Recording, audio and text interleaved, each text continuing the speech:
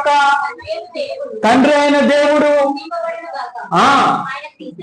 ఆయన క్రీస్తునందు పరలోకమైన విషయములలో, క్రీస్తునందు పరలోకమైన విషయములలో ఏ ఆశీర్వాదం అండి? పర సంబంధమైన ఆత్మ సంబంధమైన ప్రతి ఆశీర్వాదం మనకు అనుగ్రహించెను.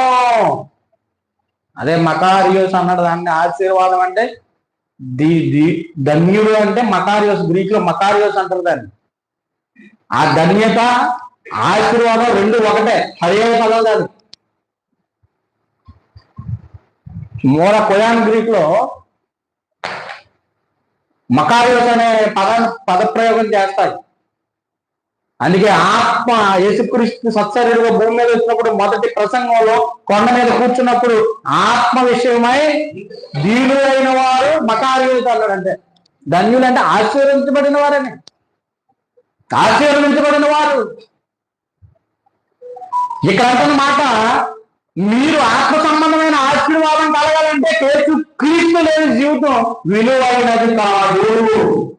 ఏ రక్షణ మనిషి భూమి మీద, ఏ రక్షణ సంకల్పం దేనిని ఎవరిని గురించి ఆయన చేసుకున్నాడు, ఏ క్రీస్తు త్యాగాన్ని భూమి మీద మన కోసం చేశాడు, దానిని విడిచి, ఆ రక్షణని విడిచి తోలనాడుతున్న ఈ మనుషులకి క్రీస్తు యొక్క రక్షణ, క్రీస్తు లేని జీవితం ఈ భూమి మీద విలువైనది కాదు.